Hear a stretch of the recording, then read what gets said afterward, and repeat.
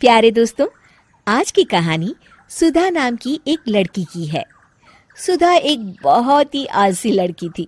घर के काम करना तो दूर, वो एक गिलास पानी के लिए भी अपनी माँ पर निर्भर थी। अरे अब उठ भी जा नालायक, 10 बजे तक सोती रहती है।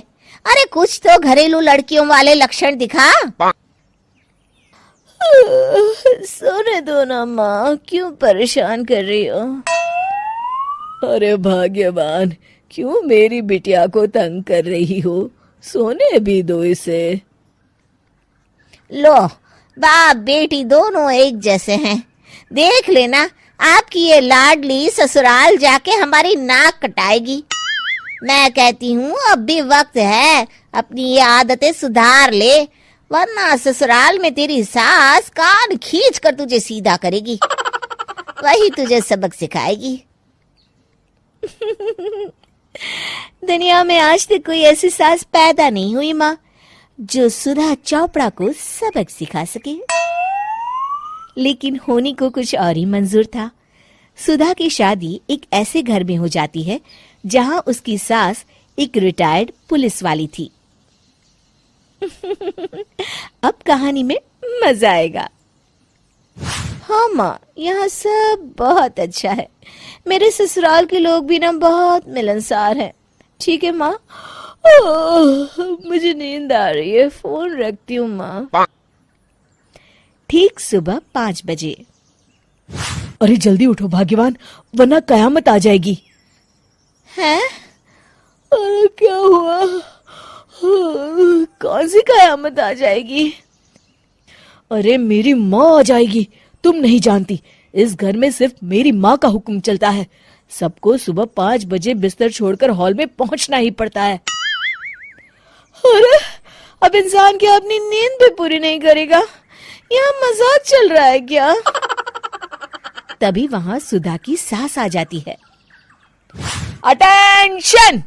मजाक तो तू समझ रही है बाबू, ये मेरा घर है और यहाँ हर किसी को डिसिप्लिन में रहना होगा। अटेंशन! अरे माँ जी, लेकिन इतनी सुबह कौन उठता है? कौन होता है मतलब? हम सभी उठते हैं, रोज उठते हैं, और अब से तुझे भी उठना पड़ेगा। आखिर मैं पुलिस वाली जो ठहरी। अटेंशन! अरे माँ जी, लेकिन अब तो आप रिटायर हो गई हो ना। तो क्या हुआ? शेर कितना भी बूढ़ा हो जाए, शिकार करना नहीं छोड़ता।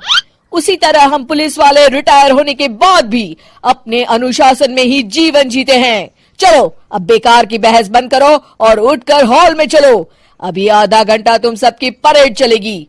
अटेंशन! अरे मैं कोई परेड नहीं करने वाली।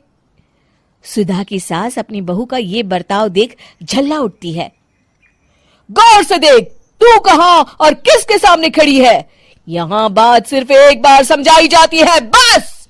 अटेंशन! इतना कहकर सुधा की सास चली जाती है। अपनी सास का ये रूप देखकर सुधा घबरा जाती है और जल्दी से उठकर बाहर चली जाती है। उस दिन से सुधा की जिंदगी बदल जाती है। हाय, थक गई मैं तो। ये घर है या जेल? कितना काम करना पड़ता है। लाइए दीदी, 2 रोटियां और दीजिए, मुझे बड़ी भूख लगी है। ठहर जा बहू, ये तू क्या कर रही है? मैंने सबके खाने का हिसाब तय कर रखा है। तुम 4 रोटी से ज्यादा नहीं खा सकती और ये मिर्च मसाला भी नहीं चलेगा। मेरी बहुएं एकदम फिट होनी चाहिए। अटेंशन! क्यों माँ जी, आप हमें दंगल में लड़ने के लिए तैयार कर रही हैं क्या? क्या कर रही हो सुधा? माँ जी को मजाक बिल्कुल पसंद नहीं है। चुप करके खाना खा लो, इसी में भलाई है।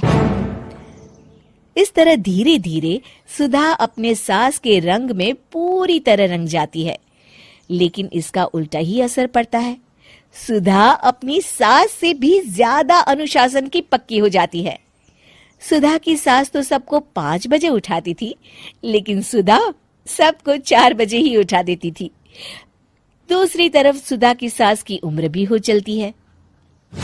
माँ जी, आजकल आप सुबह उठने में बहुत आनाकानी करती हैं। मुझे ये सब बिल्कुल पसंद नहीं है। अरे बहू, मैं तेरे हाथ जोड़ती हूँ, भगवान के लिए अब मुझे छोड़ दे। इतने सवेरे उठना और कसरत करना अब मेरे बस की बात नहीं है। माँ जी, आप मैदान छोड़ के भाग रही हैं। आप तो पुलिस वाली हैं। अटेंशन। अरे अब कहाँ की पुलिस वाली, अब तो मैं रिटायर हो चुकी हूँ। बस बहुत हो गया, अब तुम सब जैसे चाहे वैसे जिंदगी जियो और मुझे भी जीने दो।